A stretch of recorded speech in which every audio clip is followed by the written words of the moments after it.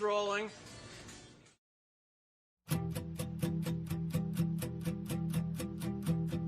Baby, I'm too young to know any better, but I guess I'm just too old to care. I'm waiting on the morning light to clear the air.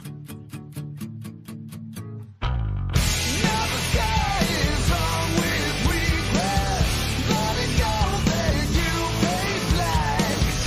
All the silence that keep me coming back. I'm the one that you hated. You know, the one you didn't want to believe. The one that you hated. Take a look at it now. I'm the one that you created. The one that you hated.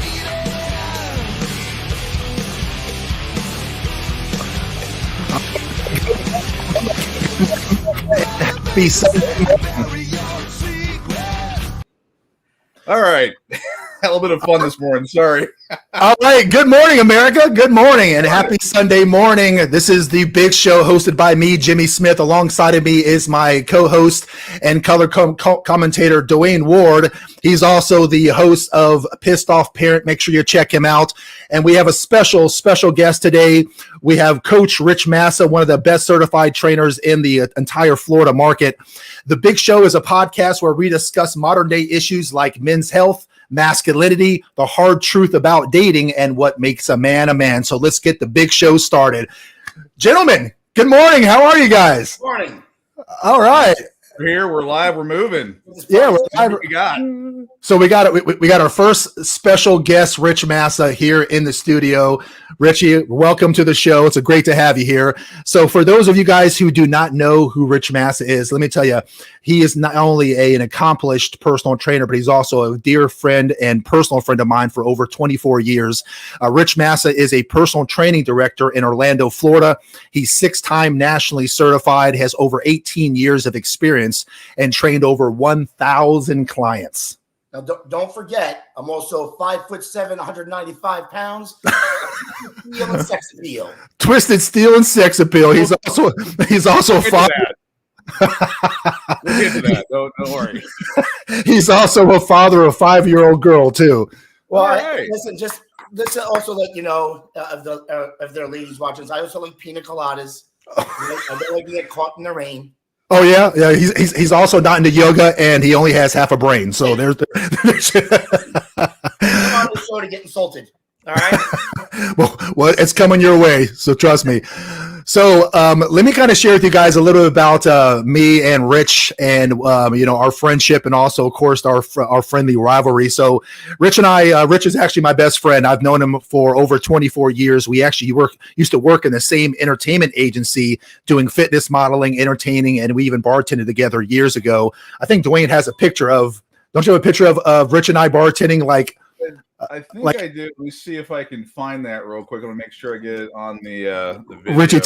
Richie, tell me if you remember this picture. This is like 20-something years ago during Halloween. Oh, This is Rich. You can definitely tell it's the early 2000s with the blonde highlights and the earrings. Yeah, look at those earrings and the little blonde tips you got going on there. Are those frosted tips? Yes. Frosted flakes At the time. All right. Correct. Yes. Correct. Okay. All right. Yeah. So this is us bartending like 20-something years ago on Halloween, I think it was. But yeah. So Rich and I have known each other for quite some time. Wait, are you copying that one? Yeah. I've yeah. never seen this. Let's see here. Let me blow that up here. We're gonna have a little bit of fun with this. Hold on. What? Yeah. Yeah. Wait. I got the belt going. I got the baton. Oh yeah. Wow, you were trying to be all legit. Oh yeah. Whenever we did it right. I mean, shoot, Rich and I had a ton of like dream jobs. I mean, we had the best 20s any man could ever have. I mean, we were the best men in each other's weddings, and also ironically, yeah. So both of our weddings, we were the best men in each other's wedding, and ironically, we were both the best men in each other's divorce parties as well. So, I was gonna ask, like, were you guys warning each other before, like, as they're walking down the aisle, like, don't do it. Yeah, actually warned me of mine. and I did not listen. He was like, "Hey, listen, are you sure you want to do this?" I did. I left the car running, but he did not jump in. And remember whenever you were at the altar and I was handing you the ring and I wouldn't give it to you and you had like full. I'm like, are you sure about this? Yeah, are you absolutely sure? We're watching now. We can get the voice later, but we got to get through it. All right, fine. So I also got to tell you about our ongoing rivalry. You know, Rich has always been really super heavy into fitness, you know, dieting and bodybuilding. And, you know, I was more of the sports guy growing up. I could wipe the floor with him in just about every sport. But when it came to the gym, he always beated me in dedication, hard work, powerlifting, and strength records. I mean, the guy is an absolute beast. I get a lot of my dedication from Rich, if I'm being honest. Rich was always, you know, surrounded by larger guys, so he always put a focus on powerlifting and made sure that you know, he was not unrivaled in that arena. So I got to give it to him. You know, he may not have been able to beat me in football, basketball, baseball, things like that, but in the gym, I always had a hard time with him. You know, Rich is the kind of guy that he'll cut the sleeves off of his Snuggie just because it makes him look a little more badass. But don't forget the gold chain on there too. All right. Yeah. I should have like gold chain about right there. Yes. I could tell just by the tone of Jim's voice when an insult is coming. That's why it's like, I'm surprised he didn't put my face on that box. I just ran out of time, but trust me, it was thought about plenty of times. I got Photoshop. There'll be an after picture. Let me tell you something. If we have time later, I'll tell you about some stories about the Snuggle Master over here. Okay? And look how he's shaking his head. He knows exactly the story I'm talking about. But You will never. It's a big show, so I'm gonna let you do your thing. You will never be called back to the show ever again. So, you know, Rich, one thing I really appreciate about you though is that you were always very laser focused on your physique, always laser focused on lifting. You had that dedication that was impressive, man. So I've got to ask, because I've known you for a very long time. You've always stayed the course. You've always had that dedication. You know, what was it that fueled that dedication at such a young age? Why were you so hungry to push your body to these crazy limits? Well, that's a good question. Back a long time ago in New Jersey. I grew up as in New Jersey, central New Jersey. I wouldn't have guessed. In the ghetto. What? I wouldn't have guessed. Your accent kind of threw me off there. I was thinking more Midwestern. Yeah. California. He's got the watch. He's got the tight black shirt. You know, right. I mean, my little brother's shirt. I have my little brother's shirt on. I mean, so, Richie smells like Dior and Bad Decisions. I mean, you know, he's wait, Miss Mandalorian. We've got questions out there. I don't want to detract from the direction and all that stuff, but now we've got a need to know the story. Oh my God! Oh, the Snuggle Master story. Yes. I swear to God, I'll never bring you back on this show. Just to answer your question, I grew up an overweight kid. My parents brought me up as a Jehovah's Witness. So an overweight Jehovah's Witness, I was beating the ladies off with a stick. Oh yeah. They were rushing towards you. Overweight Jehovah's Witness in Jersey. But I felt, so I was incredibly popular in school and never got made fun of. But I felt growing up, my dad got me this weight set at around 13 years old. And I tell the story all the time. Want to give you a fighting chance? Old school cement weight set. He put it in the attic, and I was very curious about it. I literally touched it, and I felt like a shock of electricity go through my body. And I knew my life. It was like, oh, this is it right here. I felt like I know I was a little bit shy, but not. I love people, but I said, there's another person that wants to come out of this shell. And I knew this was the way to do it. It became like my art, my discipline. You know, and of course, when you're growing up as a teenager, I wanted to show everybody and prove myself, but it became more of almost a self-development tool. It became like I always grow. It became my mental health anchor. It became a way of life. It helped me grow discipline. It gave me markers to go for. You know, there's no ultimate truth. Then you can either lift this weight or not lift this weight. I can see the results. So it just became a way of life and digging down deep and bringing out the person I knew was already there. And that's when I started getting into more entertainment and fitness modeling. And that's where I met my best friend. He's like family, as you can tell. I grew into, and like you said, I surrounded myself with larger guys because this personality came out.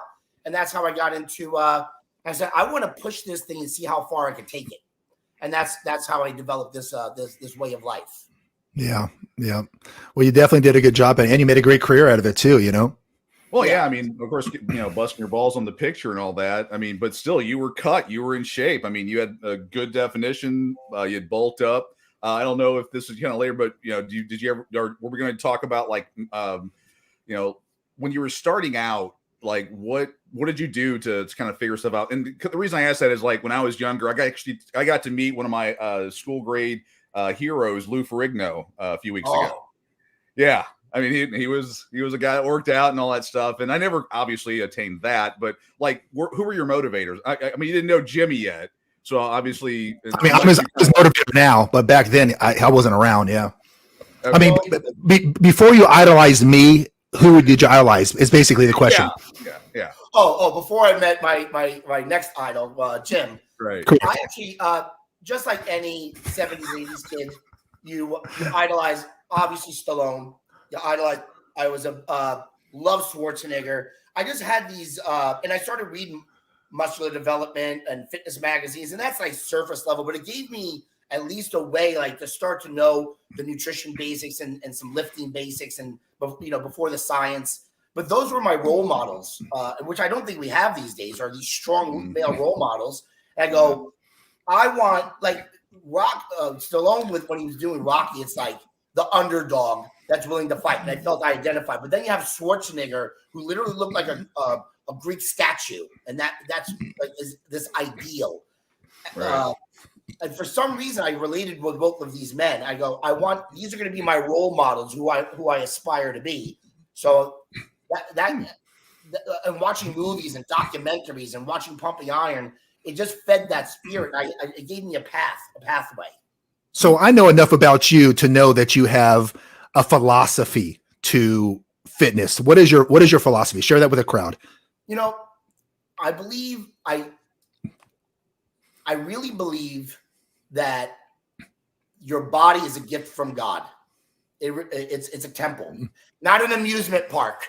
You treat it like in a temple, not an amusement park. And that's what I'm seeing a lot of these days. Well, my temple's like 1,000 years old and it's got like monkey crap all over it. And it's crumbling. Yeah. That's mine. But go ahead. Sorry. I believe the body. I've come to develop a philosophy of a few ideas.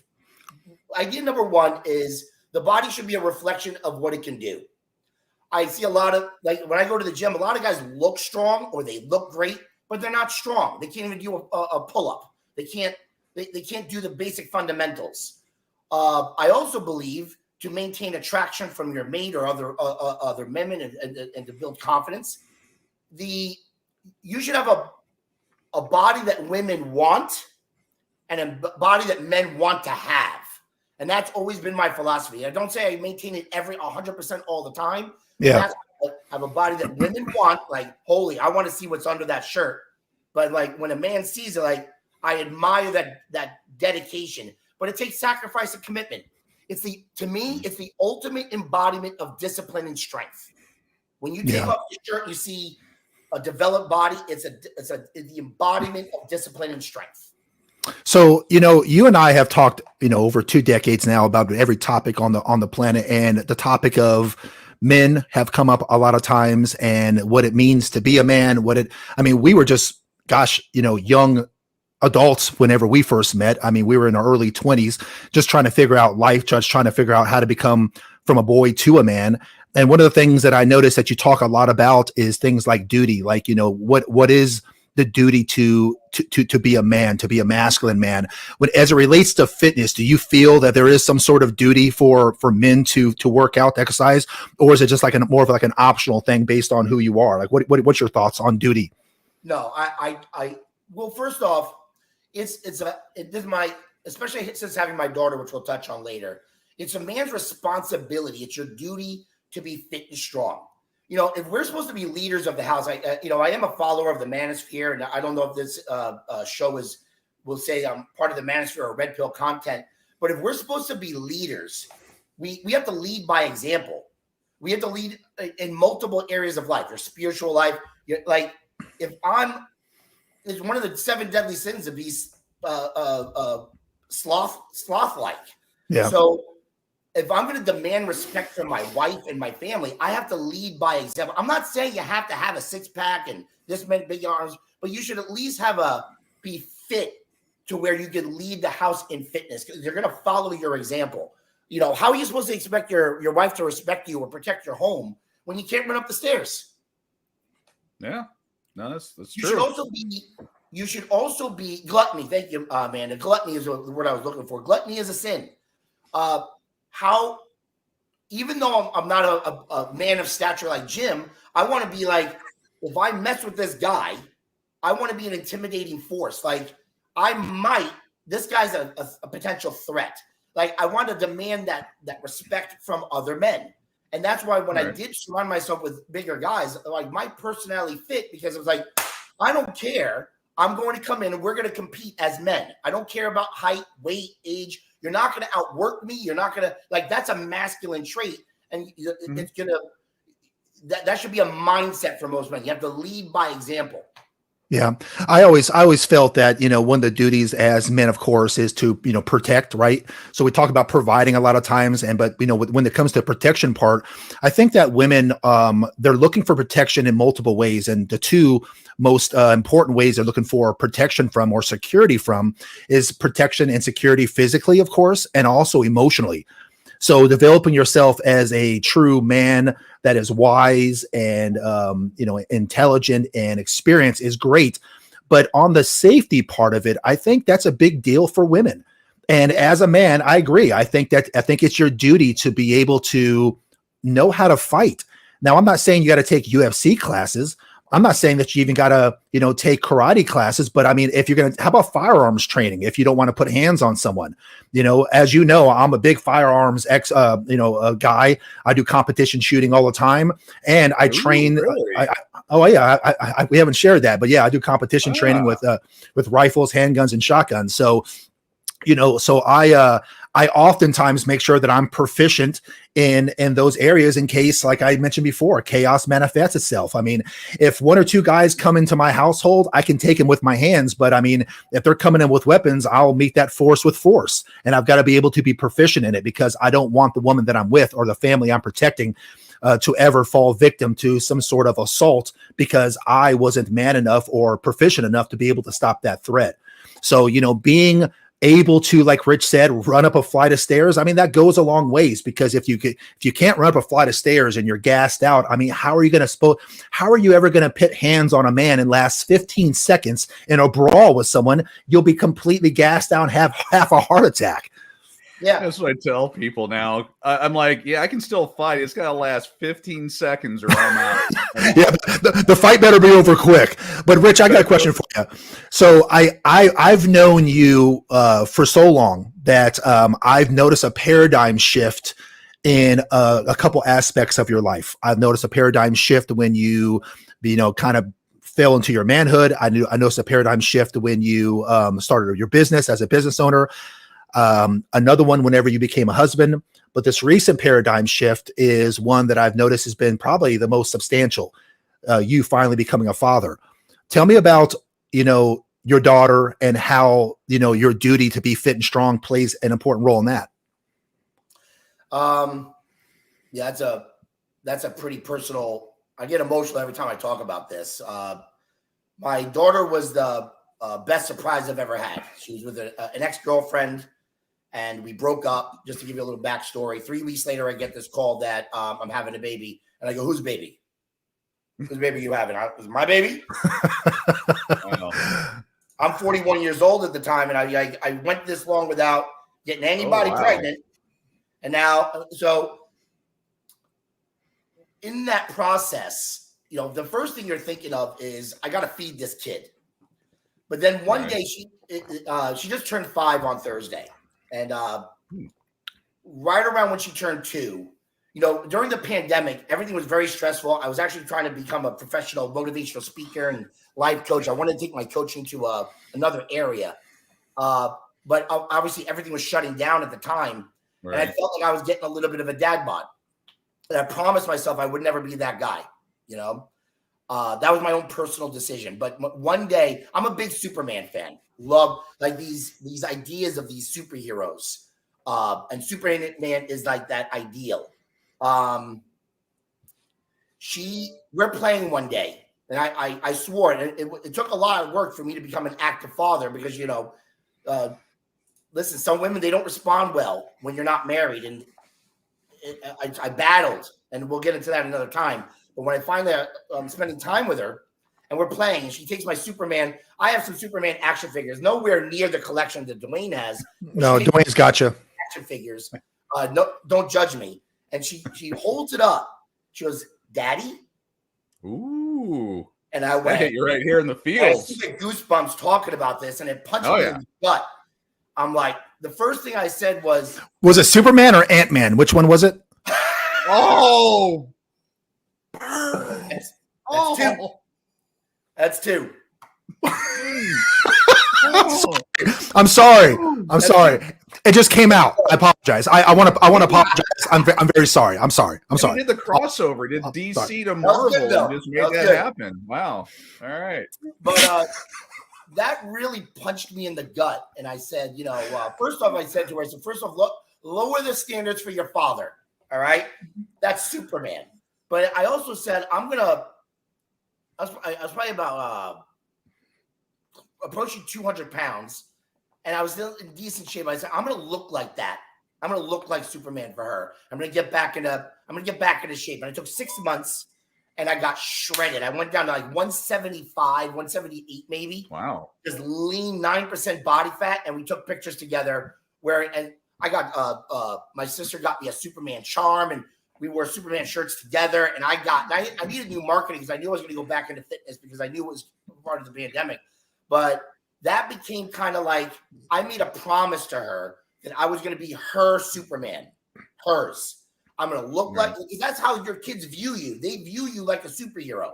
So I want to be that for her. So it's a driving force. So after I got shredded, I go, now I got to get strong again because I said I got to get back into my lifts, things that I'm passionate about, my deadlift, my squat. I got to look like it and I got to feel like it. So then I went up in that and I put on like 10 pounds of muscle. My lifts went back up. So that's a story of I got to be the example of strength and discipline and be her superhero and look like it so she could feel safe and like look up to her father. I want her to like, that's my dad.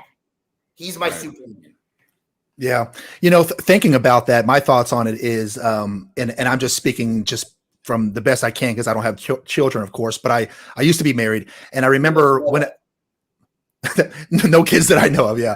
But I remember, when I was married, I had a paradigm shift as well. And I had this innate desire or want or need to be the man of the household, to play that role and to do it very well. My guess is, and I don't know, you can tell me what you think, Rich, but my guess is that I think that I probably would have a bigger desire to be a role model and look and act a part if I had children more so than when I was married. Did you find that to be the case? Because yeah, I was married too. And, I always want to stay in shape, but it's nothing like when it's not fair having kids with like how much you love your kids.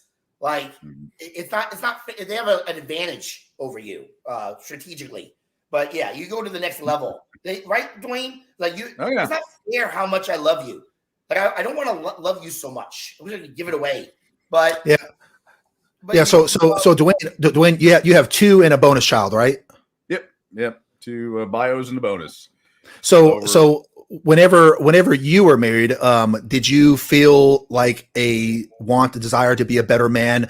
And then my follow-up question was it even more intense when you had kids, or was it the same? What do you think?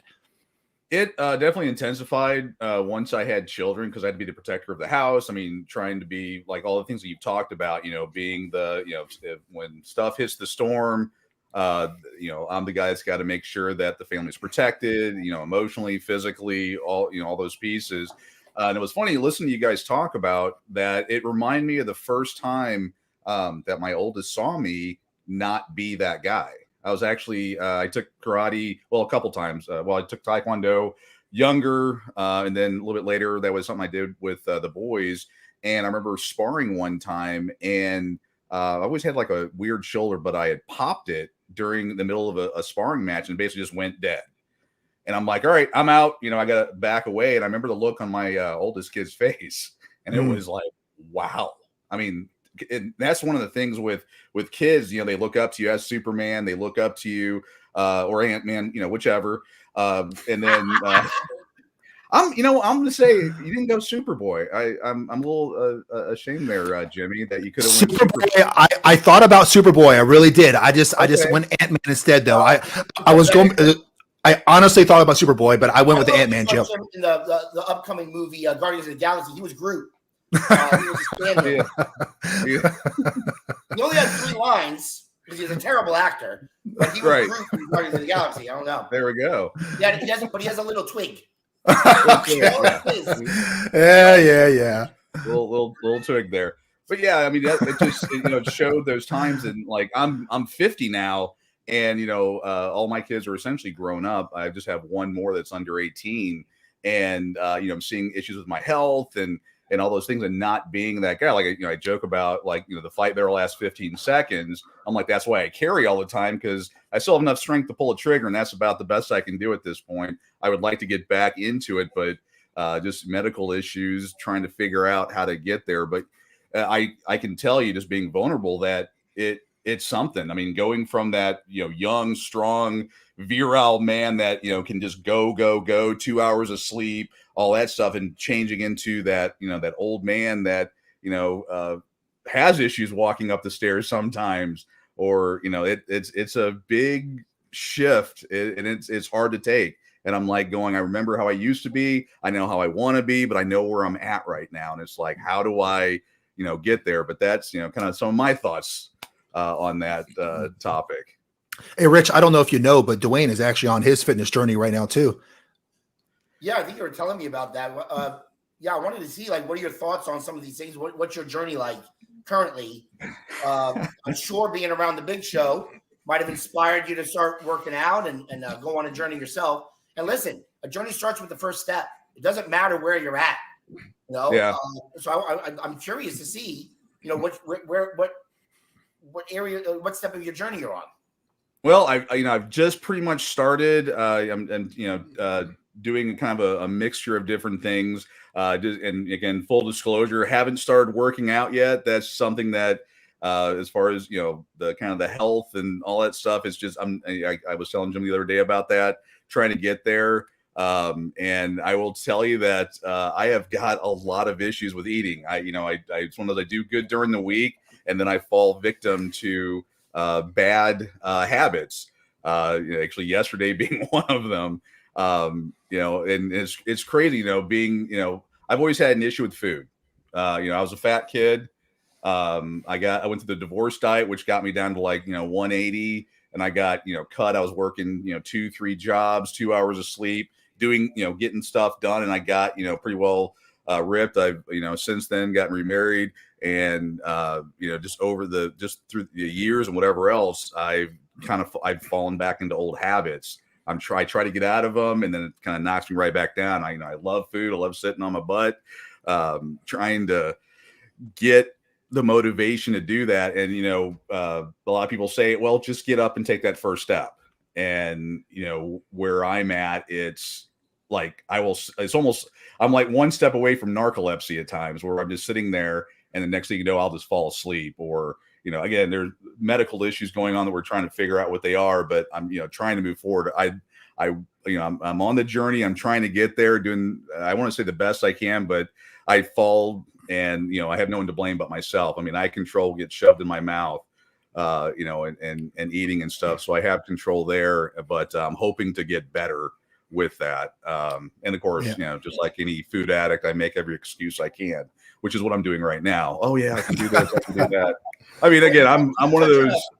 Can I touch on something you just said? Like, food addict. I hear this all the time. It doesn't mean if you go in with the idea, the identity, because you're always going to go back to the identity.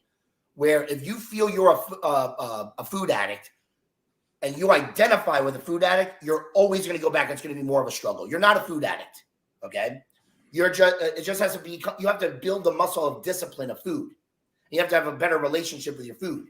So if you go in and just change that mindset that you're a food, and I hear this all the time. What people typically do, life gets in the way. You starve yourself all day. You snack all day, and then you're feasting at night because you starved yourself all day. Then you do it all week, and then I'm off. Then you're feasting on the weekends because you starved yourself all week. It's just there's no flow, and that's what I teach: is get into a flow of a discipline, and you'll do much better. But what I'm going to encourage you to do is change that identity. Get that food addict out of your head. You got to get it out of your head. And so then becoming more disciplined every week. I'm becoming a disciplined dad. Becoming that. Yeah. And that will, you have to kind of reprogram that part of your brain, your mind. I would tell you this, I work in the medical field when it comes to fitness and, health, and Richie works more in the sports club type of situation. So we're seeing clients and patients constantly. And I would tell you that everyone struggles on the food aspect. It's the biggest pandemic right now going on. 20 years ago, when I first started this line of work, I used to try to get people from stop eating fast food all the time. And I would tell you that in today's world, I don't see too much of that as much as I used to. What I find now is that when people are eating fast food, it's mostly because of convenience. They're skipping breakfast. They're so busy. They look up at their watch. It's 1-2 o'clock